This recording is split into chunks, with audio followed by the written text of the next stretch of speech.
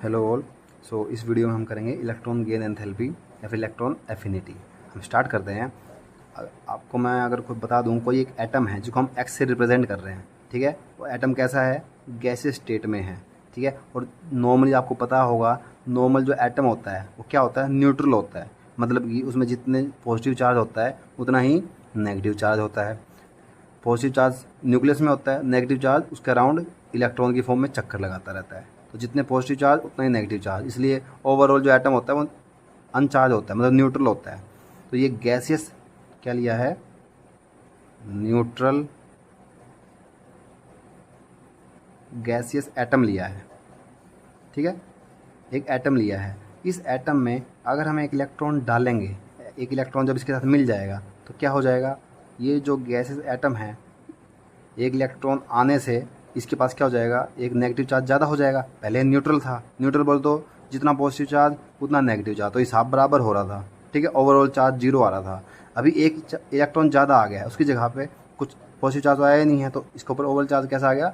Negative charge आ गया। लेकिन बात यह आएगी कि ये इलेक्ट्रॉन ले ही क्यों रहा है? तो हर एक एटम में इलेक्ट्रॉन की कमी रहती है, कुछ ना कुछ। किसी में एक इलेक्ट्रॉन की कमी होती है, किसी में दो इलेक्ट्रॉन की कमी होती है, ठीक है। तो हर एटम में कुछ ना कुछ अमाउंट में इलेक्ट्रॉन की कमी रहती है। तो उसको कमी को पूरा करने के लिए वो कोशिश करता है, अगर उसको कहीं ना कहीं से इलेक्ट्रॉन मिल जाएगा तो क्या कर लेगा? उस इलेक्ट्रॉन को खींच के अपनी उस कमी को पूरा करना चाहेगा, ठीक है। पूरा करना चाहेगा तो क्या बोलेंगे इस बात को? Electron affinity. मतलब कि एटम की एफिनिटी का मतलब क्या होता है? प्यार, ठीक है। तो हर एक एटम की इलेक्ट्रॉन एफिनिटी होती है, मतलब कि वो इलेक्ट्रॉन को चाहता है कि उसको इलेक्ट्रॉन मिल जाए कहीं ना कहीं से। अगर इलेक्ट्रॉन मिल जाएगा, ऐसे इलेक्ट्रॉन को मिल जाएगा, तो इलेक्ट्रॉन के साथ कंबाइन होके एक नेगेटिव चार्ज बना लेगा, ठीक बात है। क्यों बना लेगा वो बता देता हूँ। एग्जाम्पल के लिए, हाइड्रोजन जो होता है उसमें क्या होता है? एक पॉजिटिव चार्ज होता है, एक नेगेटिव चार्ज होता है। एक ही इलेक्ट्रॉन होता है इसमें, एक पॉजिटिव और एक नेगेटिव, ठीक है। और एक ही इलेक्ट्रॉन होता है इसमें। तो गैसेस एटम हाइड्रोजन का लिया, और जब इलेक्ट्रॉनिक कॉन्फ़िगरेशन भरते हैं तो जो पहला ऑर्बिट होता है उसमें एक इलेक्ट्रॉन रिवॉल्व करता है ऐसे, जबकि जो पहला वाले ऑर्बिट में दो इलेक्ट्रॉन आ सकते हैं। तो इसको एक इलेक्ट्रॉन की कमी है, तो एक इलेक्ट्रॉन जैसे इसको मिलेगा तो क्या हो जाएगा? इसके ऊपर नेगेटिव चार्ज आ जाएगा, और क्या हो जाएगा?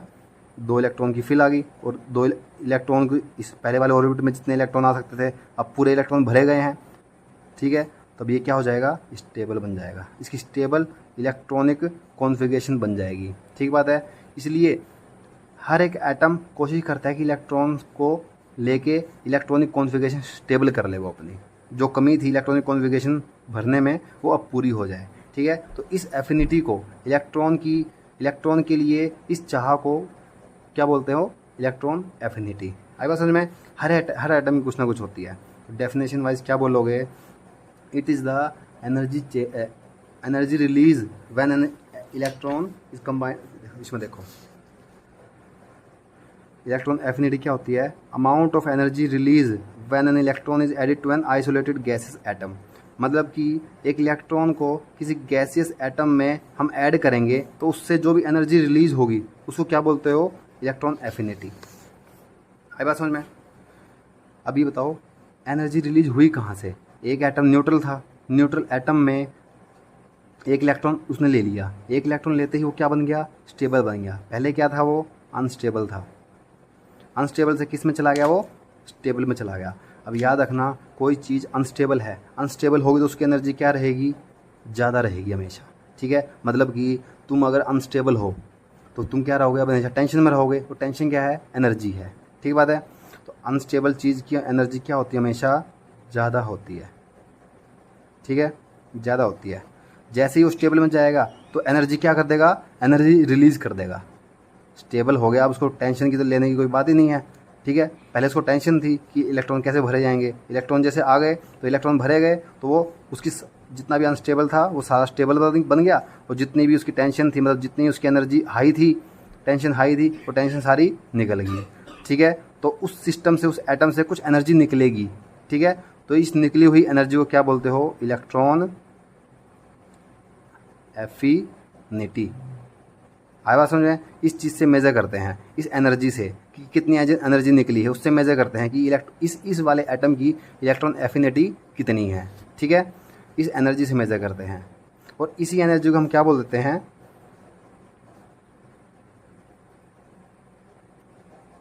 Change in enthalpy when an electron is added to an isolated gaseous atom। पहले इसके पास कुछ एनर्जी थी, उस एनर्जी को हमने क्या बोल दिया, उस हीट एनर्जी बोल दो, हीट बोल दो, उसको H1 नाम दे दिया। बाद में जो एनर्जी इसके पास बची, इसको क्या बोल दिया हमने, H2 बोल दिया। तो चेंज कितना आया, चेंज को हम डेल्टा से दिखाएंगे, ये डेल्टा का निशान है। चेंज के अंदर क्या बोलेंगे, बाद में कितनी आई है, पहले कितनी थी। इस चेंज इन हीट या फिर चेंज इन एनर्जी, इसको क्या बोल देते हैं, चेंज इन एंथैल्पी। तो इस चेंज इन एंथैल्पी को क्या बोलोगे, इलेक्ट्रॉन गेन एंथैल्पी। तो इसको हम कैसे रिप्रेजेंट कर सकते हैं, डेल्टा एच तो चेंज इन एंथैल्पी हो गया, और इलेक्ट्रॉन गेन की वजह से आई है तो ईजी लगा देते हैं। ठीक है, ये सिंबल होता है इसका, डेल्टा ईजी एच। आई बात समझ में, इसको बोलते हैं इलेक्ट्रॉन गेन एंथैल्पी। ठीक है, दोनों सिमिलर सी चीज़ें होती हैं, इलेक्ट्रॉन एफिनिटी और इलेक्ट्रॉन गेन एंथैल्पी। आई बात समझ में। अब एक चीज़ ध्यान दो, अगर मैं कोई भी एटम ले रहा हूँ, गैसियस आइसोलेटेड एटम है, ये किसी के साथ जुड़ा हुआ नहीं है और गैसियस स्टेट में है। अगर शुरू में कोई एटम लिया हो तो न्यूट्रल होता है, तो चार्ज इस पर कुछ दिखाया नहीं मैंने, मतलब जीरो चार्ज है। जैसे ही इलेक्ट्रॉन कोई लेगा तो इसके ऊपर कैसा चार्ज आ जाएगा, नेगेटिव चार्ज आ जाएगा। ठीक है, तो इस नेगेटिव चार्ज आने से जो भी एंथैल्पी होगी इसकी, उसको क्या बोलते हैं हम, इलेक्ट्रॉन गेन एंथैल्पी। जो भी एनर्जी इसमें चेंज आएगा, ठीक है, ये चेंज पॉजिटिव भी हो सकता है, नेगेटिव भी हो सकता है। आई बात समझ में। तो जो इलेक्ट्रॉन गेन एंथैल्पी होगी, इसको क्या बोल देते हो, इसको 1 नाम दे देंगे, यहाँ पे डेल्टा एच 1 नाम दे देंगे। ऐसे ही हम जो ये वाला जो अभी एटम बना है, इसके अंदर दोबारा से एक इलेक्ट्रॉन और डालना चाहेंगे, क्या बोलोगे, जो भी नेगेटिव चार्ज आया है इसमें, इस जो ये नेगेटिव आयन बना था, ठीक है, न्यूट्रल से नेगेटिव बना था, इस नेगेटिव में अगर एक और इलेक्ट्रॉन हम डालना चाहेंगे। अब देखो, इसमें ये तो न्यूट्रल था, ना तो इलेक्ट्रॉन को रिपेल कर रहा था ना अट्रैक्ट कर रहा था, इलेक्ट्रॉन आ गया तो इसने एक्सेप्ट कर लिया। लेकिन इसमें अगर नेगेटिव चार्ज में इलेक्ट्रॉन को जब डालेंगे तो नेगेटिव और नेगेटिव में क्या होगा, रिपल्शन होगा। रिपल्शन की वजह से दूसरे वाले इलेक्ट्रॉन को डालना क्या होगा, डिफ़िकल्ट होगा। डालना डिफ़िकल्ट होगा तो मतलब क्या है, जो इसके ऊपर 2 नेगेटिव चार्ज बनाना बहुत मुश्किल होगा। इतना मुश्किल होगा, जो ये सेकंड वाली एंथैल्पी चेंज है, ये क्या होती है, पॉजिटिव होती है। मतलब कि पहले वाली में क्या करना पड़ेगा, पहले वाली में ये क्या होता, अनस्टेबल था, अनस्टेबल से स्टेबल में जा रहा था, तो मतलब एनर्जी रिलीज़ कर रहा था। एनर्जी रिलीज जब करता है तो जो भी डेल्टा एच आता है वो क्या आता है, नेगेटिव वैल्यू आती है। नेगेटिव निशान का मतलब क्या है, एनर्जी निकल रही है सिस्टम से, एनर्जी रिलीज़ हो रही है, मतलब कि ये एटम एनर्जी निकाल रहा है बाहर। ठीक बात है। लेकिन इस वाले दूसरे केस में क्या होगा, इलेक्ट्रॉन की रिपल्शन की वजह से क्या होगा, ज़बरदस्ती हमको इलेक्ट्रॉन इसके अंदर डालना पड़ेगा। तो मतलब क्या है, इसकी जो एनर्जी आएगी वो क्या आएगी, हमेशा पॉजिटिव आएगी। मतलब पॉजिटिव निशान का मतलब क्या है, हमको एनर्जी डालनी पड़ेगी। ठीक है, ये एनर्जी एब्जॉर्ब करेगा, हमको बाहर से इसके अंदर एनर्जी डालनी पड़ेगी ऐसे। ठीक है, तो जो फर्स्ट वाली जो ये इलेक्ट्रॉन गेन एंथैल्पी होती है, ये क्या होती है, नेगेटिव होती है। उसके बाद जो इलेक्ट्रॉन गेन एंथैल्पी होगी वो कैसी आएगी, पॉजिटिव आएगी। आई बात समझ में। नेगेटिव का मतलब क्या है, जो भी वैल्यू आएगी 315 आएगी, सारी नेगेटिव वैल्यू आएगी, बस नेगेटिव का निशान समझ लेना। मतलब क्या है कि ये एटम अपने अंदर से एनर्जी निकाल रहा है, एनर्जी रिलीज़ हो रही है। और पॉजिटिव का मतलब हम एनर्जी लगा रहे हैं, तो ये एनर्जी रिलीज़ कर रहा है बाहर से। ठीक बात है। नेक्स्ट चीज़ है factor affecting electron gain enthalpy या फिर इलेक्ट्रॉन एफिनिटी को कौन कौन से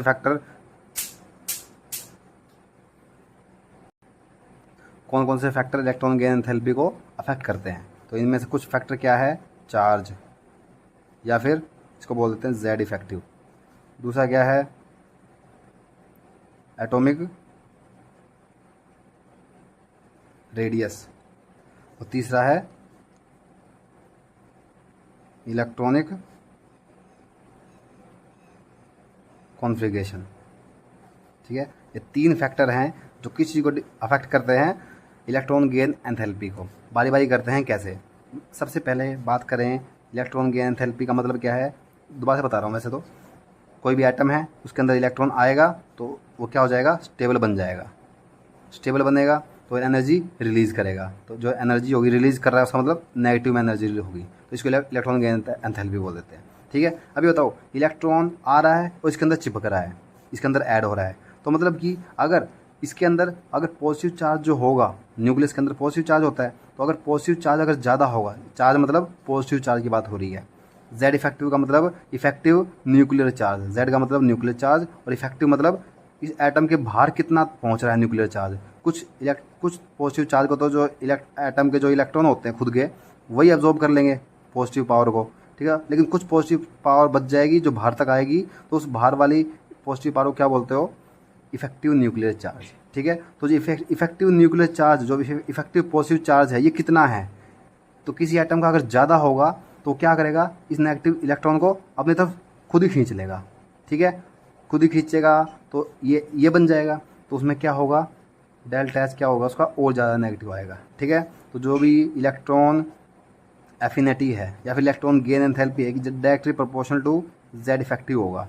जितना ज़्यादा चार्ज बढ़ता जाएगा, इसका पॉजिटिव चार्ज बढ़ता जाएगा एटम में, तो इलेक्ट्रॉन एफिनिटी या फिर इलेक्ट्रॉन गेन एंथैल्पी उसकी ज़्यादा होगी। ठीक है, तो इससे हम पता लगा सकते हैं इलेक्ट्रॉन की जो एफिनिटी होती है, जो हम लेफ़्ट से राइट जाएंगे, लेफ़्ट से राइट जब भी जाते हैं, लेफ़्ट से राइट जब भी जाएंगे तो क्या होगा, जेड इफेक्टिव क्या करता है, बढ़ता है। पीरियोडिक टेबल में लेफ़्ट से राइट जब जाएंगे तो जेड इफेक्टिव बढ़ता है, जेड इफेक्टिव बढ़ेगा, और जेड इफेक्टिव बढ़ने से हमने अभी देखा है इलेक्ट्रॉन गेन एंथैल्पी क्या करेगी, बढ़ेगी। इलेक्ट्रॉन गेन एंथैल्पी ये क्या करेगी, ये बढ़ेगी।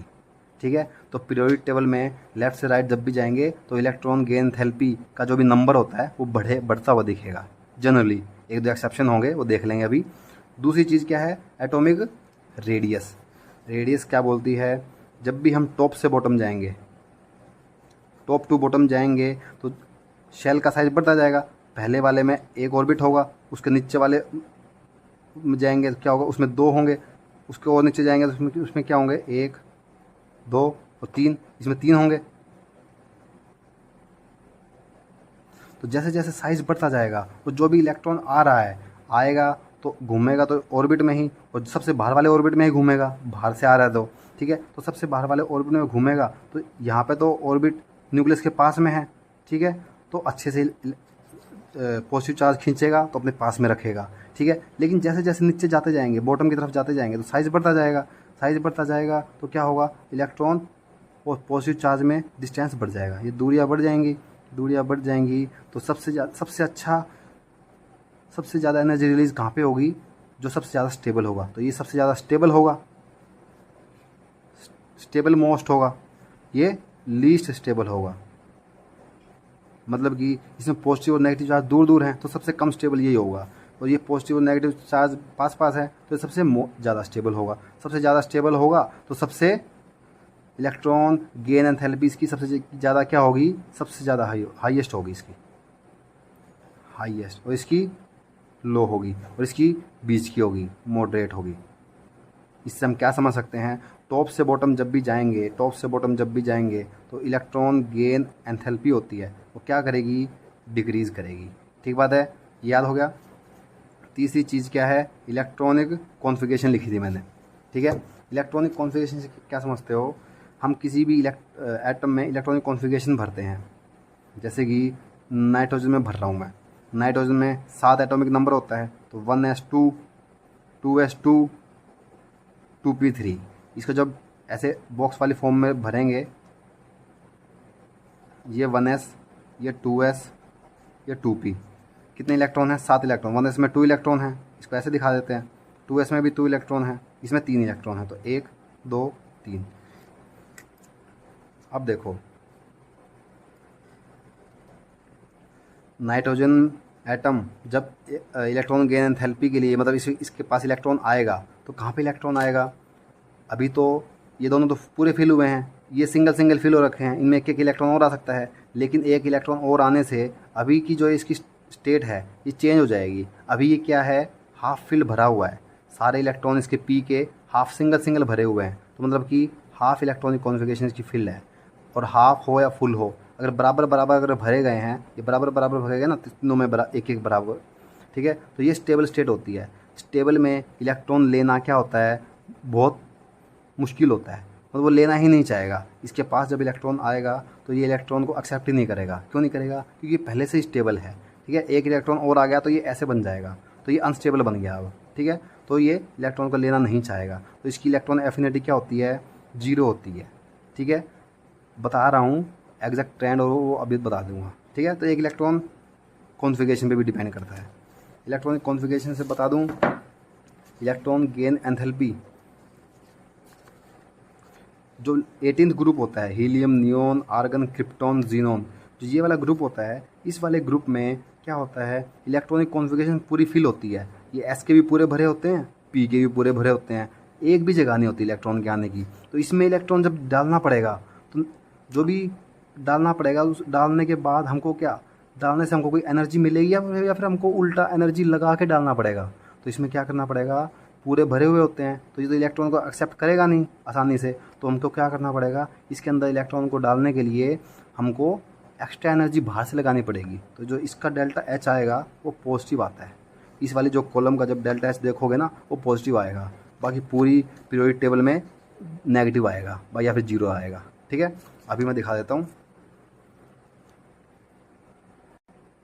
तो ये अपनी पीरियोडिक टेबल है, ऐसी पीरियोडिक टेबल देखी है आपने। इस पीरियोडिक टेबल में मैंने क्या बताया है, सबकी इलेक्ट्रॉन गेन एंथैल्पी क्या होती है, नेगेटिव होती है। इसका मतलब क्या है, जब इलेक्ट्रॉन इनके अंदर जाएगा तो उसमें वो जो भी एटम होता है वो स्टेबल बन जाएगा। कोई कम स्टेबल बनेगा, कोई ज़्यादा स्टेबल बनेगा, इसलिए एनर्जी भी अलग अलग निकलेगी। लेकिन जो लास्ट की कॉलम है,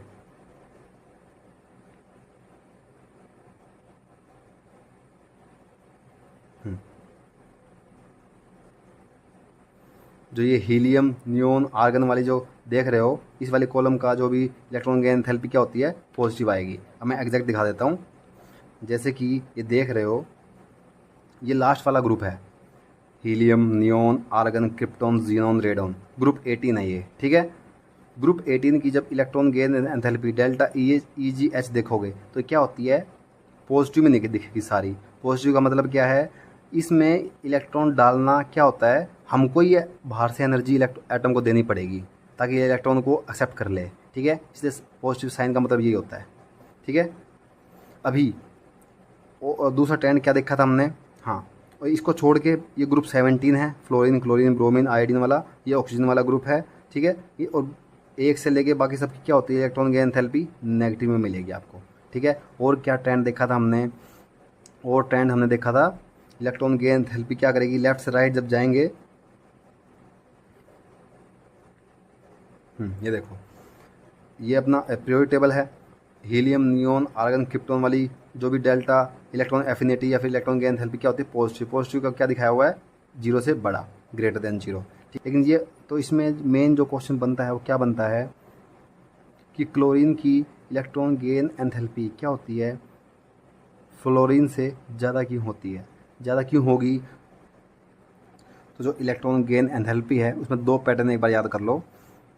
आपको पता है जो ग्रुप 17 होता है, फ्लोरीन, क्लोरीन, ब्रोमीन और आयोडीन, ठीक है। तो इस वाले में इलेक्ट्रॉनिक कॉन्फ़िगरेशन मतलब एक इलेक्ट्रॉन की कमी है इनको, तो ये स्टेबल इलेक्ट्रॉनिक कॉन्फ़िगरेशन बन जाएगी। तो इसमें इलेक्ट्रॉन डालना बहुत आसान है, इसलिए इस वाले ग्रुप की जो इलेक्ट्रॉन गेन एंथैल्पी होती है वो पूरी पीरियोडिक टेबल में सबसे ज़्यादा होगी।